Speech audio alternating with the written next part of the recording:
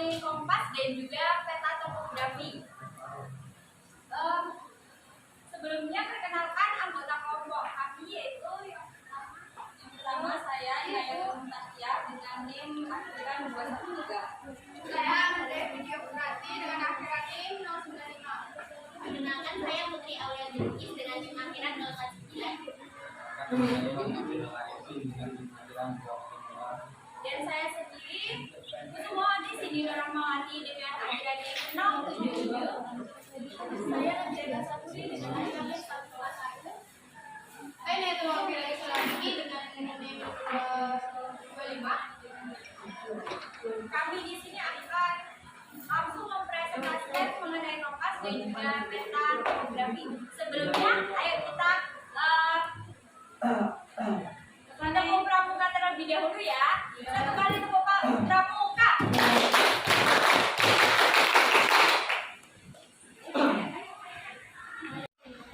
Baik, di sini saya akan menjelaskan tentang peta topografi. Sebelumnya ya, kita akan menyampaikan peta topografi. Peta topografi adalah peta yang memiliki radian bentukan bumi dengan garis kontur. Peta ini umumnya memiliki skala yang besar, dan peta ini memiliki tingkat relief yang sangat tinggi. Peta topografi memiliki komponen peta bentuknya skala, desain, konsep, dan juga proyeksi. Sebelumnya, skala adalah perbandingan jarak dari peta dengan jarak yang sebenarnya. Kemudian koordinat adalah suatu titik yang didapatkan dari hasil potongan dari garis peta dan garis hubungan sehingga akan menunjukkan lokasi pada suatu daerah. Insight adalah peta kecil yang disisipkan di peta utama. Kemudian proyeksi peta adalah penggambaran peta yang diberi garis paralel dan meridian dari dua puluh pada suatu bentuk di bidang peta. Peta topografi juga memiliki karakteristik khusus, yaitu yang pertama tidak memiliki overlay informasi lain. Kemudian yang kedua memiliki skala besar. Yang ketiga yaitu memiliki garis kontur, interval kontur, dan indeks kontur. Kemudian yang terakhir yaitu berfungsi untuk menyajikan informasi mengenai ketinggian dan perbedaan ketinggian. Dari manfaat yaitu salah satunya peta topografi itu sangat penting dalam kita itu melakukan hiking karena peta topografi itu memiliki kontur sehingga mempermudah kita untuk mencari jalan mana yang akan kita lalui. Kemudian untuk mencari jejak atau bernavigasi kita juga bisa menggunakan peta topografi untuk mencari jalur mana yang tepat. Kemudian untuk penyelamatan baik lewat darat maupun udara. Nah, peta topografi tadi kan memiliki garis kontur. Sama seperti yang lainnya, kita juga dapat dengan mudah mencari arah dalam misi penyelamatan. Kemudian dalam merencanakan satu wilayah juga sangat penting karena karakteristik peta topografi yang memiliki kontur tadi mempermudah kita dalam merencanakan satu wilayah. Kemudian dalam membuat arsitektur, pembuatan tapak sita plan serta pembuatan struktur bangunan awal itu bisa digunakan peta topografi. Selanjutnya saya akan menjelaskan mengenai cara bagaimana kita membuat peta topografi desa. Nah, di sini saya contohnya menggunakan desa Gereja di Kecamatan Puger.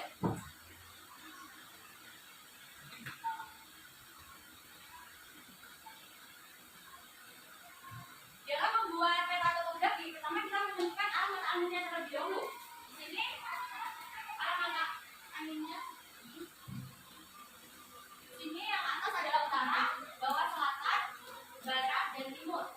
Setelah menentukan arah mata angin, kita menentukan jarak pada peta. Jarak pada peta ini adalah 60 panjangnya, 60 cm dikali 43 cm sama dengan 2.580 cm. Kita jadikan ke meter, jadi sama dengan 25,8 meter. Kemudian jarak sebenarnya dari daerah Gresik yaitu 1.111.910 meter kuadrat. Nah, kemudian kita mencari skalanya. Mencari skala yaitu perbandingan antara jarak sebenarnya dan jarak pada peta. Kita bandingkan yaitu ada satu banding 4.387,6. Ini adalah skalanya. Kemudian setelah mencari skala, kita bisa mencari jarak konturnya. Jarak kontur kita tuliskan di sini jarak kontur.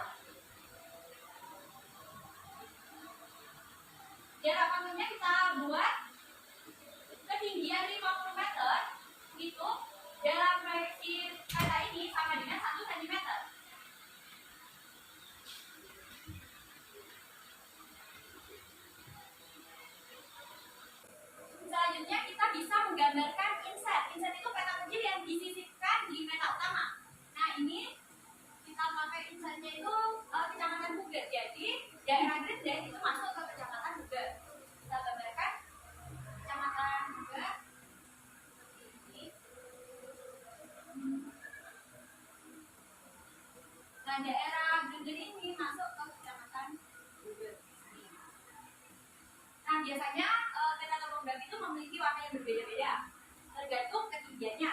Kemudian setelah mencari inset, kita bisa menggambarkan kontur ketinggian dari daerah Grenden ini. Di daerah Grenden terdapat Gunung Kapur. Kita bisa menggunakan ketinggian dari Gunung Kapur, yaitu untuk daerah puncaknya berada di perbatasan antara daerah Grenden ini. Untuk jaraknya yaitu setiap 1 cm itu menunjukkan 50 meter pada jarak sebenarnya. Jadi ini 1 cm sama dengan 50 meter. Ini kita beri tanda A. Kemudian di jarak selanjutnya kita beri tanda B. Jarak selanjutnya ada tanda C. Tanda C. Di sini merupakan daerah kontur dari daerah Grenden. Kemudian ada proyeksi. Nah, jika ini diproyeksikan pada 3D, ini akan membentuk seperti ini. Seperti terbukti tanda berikut. Nah, daerah A ini adalah daerah puncak. Lalu ini adalah jarak 50 meter ke bawahnya. Ini jarak 100 meter adalah titik B. Kemudian di sini ada titik C. Ini merupakan peta topografi dari daerah Grenden, Kecamatan Grenden. Materi selanjutnya adalah legenda. Legenda adalah keterangan dari simbol-simbol yang ada pada peta. Fungsi legenda adalah memudahkan pengguna untuk membaca dan memahami peta. Nah, legenda ini biasanya terletak di bagian bawah peta. Kemudian itu biasanya menunjukkan simbol sungai, jalan, gunung, hutan, sawah, dan sebagainya.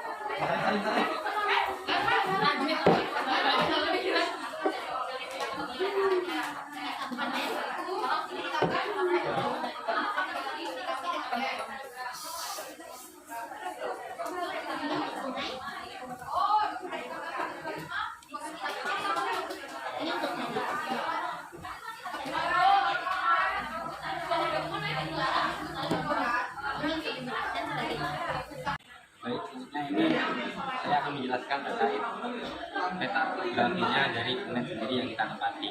Nah, di sini gambaran petanya topografinya Universitas Jember. Nah, jika kita lihat ya ini ada warnanya, warna hijau muda ini yaitu lahan, sedangkan warna putih jalan, warna hijau itu sungai, dan warna putih yang coklat abu-abu itu pemukiman, kuning itu gedung, dan bundaran hitam itu gambar kendaraan atau ibu. Sedangkan yang garis-garis oranye yaitu fiber optiknya multimodel, sedangkan yang biru itu fiber optik yang single model. Nah, jika kita lihat konturnya di sini hampir di UNED itu hampir rata, ya, ada naik turunnya sama. Dan di sini masih banyak lahan yang belum dibangun. Ini masih banyak lahan yang belum dibangun, sehingga ini menjadi tempat yang strategis nantinya untuk pembangunan dari UNED sendiri. Ya, di sini ada yang garis oranye itu fiber optik multimodel. Fiber optik multimodel ini yaitu menyambungkan cahaya, menghubungkan cahaya. Sedangkan eco single model ini juga menghubungkan cahaya. Ini bisa dilihat ya peta topografinya. Mungkin cukup itu dari saya, kurang lebih yang adalah alat menuju arah mata angin. Alat ini menggunakan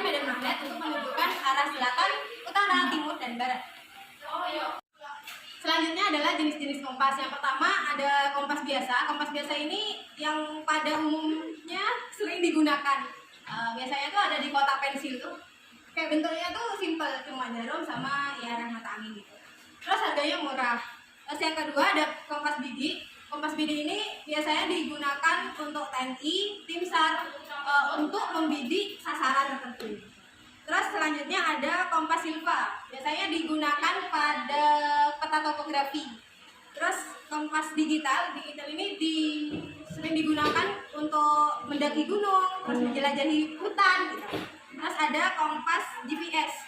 Kompas GPS ini yang ada di handphone kalian-kalian itu medan-medannya juga tuh kelihatan, 2 dimensi, 3 dimensi, jalan, sawah, rumah.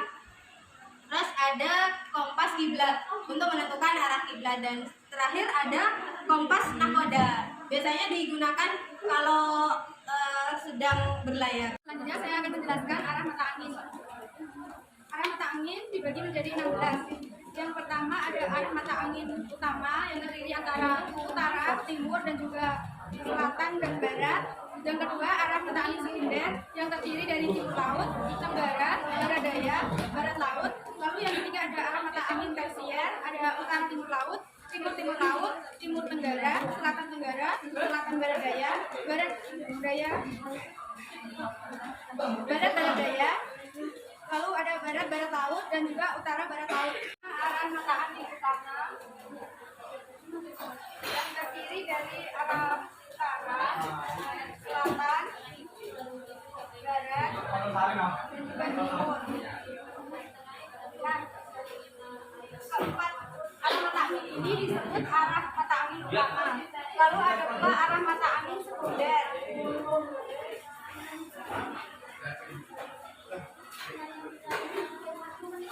Yang pertama ada timur laut, berada di antara timur dan juga utara. Lalu ada tenggara yang berada di antara timur dan selatan. Lalu ada barat daya yang berada di antara selatan dan juga barat. Lalu ada barat laut yang berada di antara barat dan juga utara. Yang ketiga ada arah mata angin tersier yang terdiri dari utara timur laut yang letaknya berada di antara utara dan timur laut. Lalu yang kedua ada timur timur laut yang letaknya berada di antara timur laut dan juga timur. Yang ketiga ada timur tenggara yang letaknya berada di antara timur dan juga tenggara. Lalu ada selatan tenggara yang letaknya berada di antara tenggara dan selatan. Lalu ada selatan barat daya yang letaknya di antara selatan dan juga barat daya. Lalu ada barat daya yang letaknya berada di antara barat daya dan juga barat. Lalu ada barat laut yang letaknya berada di antara barat dan barat laut. Lalu yang terakhir ada utara barat laut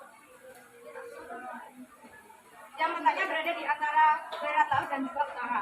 Materi selanjutnya saya akan menjelaskan mengapa jarum kompas selalu menuju ke arah utara dan juga selatan. Hal tersebut disebabkan karena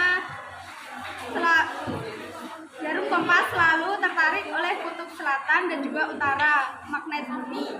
Kutub utara jarum kompas tertarik oleh kutub selatan bumi yang berada di sekitar kutub utara bumi. Kutub-kutub magnet selalu menuju arah utara dan selatan karena bumi bersifat magnetik. Maka timbul gaya tarik-menarik antara magnet bumi. Kutub-kutub magnet selalu menuju arah utara dan selatan karena bumi bersifat magnetik. Maka timbul gaya tarik-menarik antara magnet bumi dengan jarum kompas. Akibatnya kompas selalu menunjuk ke arah utara dan juga selatan. Baik, selanjutnya saya akan menjelaskan mengenai bagian-bagian dari kompas dan juga cara menggunakan kompas. Yang pertama adalah bagian-bagian dari kompas. Ini untuk yang pertama, di sini ada yang namanya visir. Ini ya teman-teman. Yang belakang kelihatan nggak? Iya. Ini namanya visir. Nah, visir ini digunakan untuk ketika kita membidik, bidikannya itu kita paskan sama visirnya ini, kayak gitu. Kemudian yang kedua ada yang namanya kaca pembesar. Nah, ini kaca pembesarnya. Nah, ketika kita membidik, kita itu melihat angkanya yang ada di hasil bidikannya itu berapa, itu kita bisa melihat dari kaca pembesar ini. Selanjutnya ada jarum penunjuk. Nah, pada setiap kompas itu ada jarum penunjuk yang ini ya. Nah, jarum penunjuk pada kompas itu selalu menunjuk arah utara. Kemudian selanjutnya ada alat penyangkut. Nah, alat penyangkutnya di sini. Terkadang ada beberapa kompas yang alat penyangkutnya ada di depan sini, ada di sini, itu beda-beda tergantung jenis kompasnya. Nah, fungsinya alat penyangkut ini adalah untuk meletakkan jempol kita ketika membidik untuk menopang kompas. Selanjutnya ada celah pembidik. Di sini yang ada garis kecil. Nah, ini adalah tempat kita untuk melihat ketika kita membidik. Kita itu harus mempasin visir sama alat sama sesuatu yang kita bidik itu, kita lihatnya melalui celah bidikan ini. Kemudian yang terakhir ada dial. Dial itu adalah piringannya dari yang ada gambar alat penunjuk jarumnya, ada angkanya, ada huruf-hurufnya. Ini yang disebut dengan dial. Oh iya, ini kemudian ada ini namanya penggaris berskala. Nah, jadi itu merupakan bagian-bagian dari kompas. Perlu diketahui bahwa kompas yang saya gunakan ini adalah jenis kompas bidik. Untuk selanjutnya kami akan menjelaskan cara menggunakan kompas. Yang pertama, kita harus menentukan kita akan membidik ke arah mana terlebih dahulu. Lalu jika sudah, kita meletakkan kompas di tempat yang datar. Pastikan tempatnya benar-benar datar dan jarum bidiknya menunjukkan arah yang benar.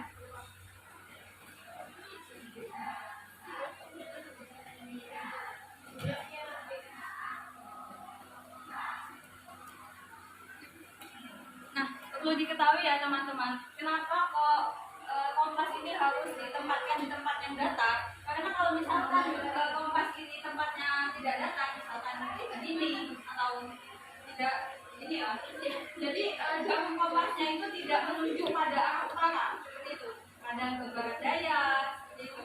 Jadi harus datar supaya hasil bidikan yang kita lakukan itu mendapatkan hasil yang benar. Kemudian, oh ya, misalkan ini kita akan membidik arah barat ya, kita tentukan dulu arah utaranya yang mana. Nah, kalau di sini arah utaranya kan di sana. Jadi kita lepasin dulu kompasnya. Kompasnya ini jarumnya itu harus ada di sebelah utara. Nah, ini udah pas ya.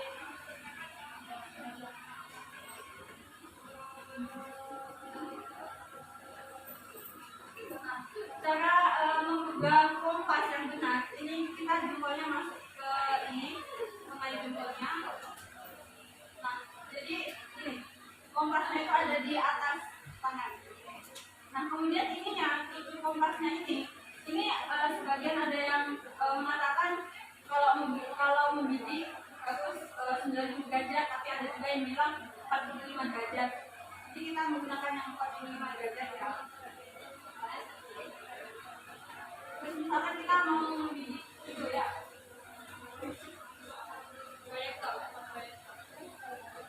nah ketika membidik mata kita itu melihat ke celah bidiknya. Nah sampai visi sama kalian kena arah bidikan kita itu pas kayak gitu. Kalian kena video. Jajar. Nah, kalau sudah dirasa visi sama yang dibidik itu sudah sejajar, kita bisa melihat hasil bidikannya itu berapa melalui kaca pembesarnya. Nah, ini untuk bidikannya hasilnya 280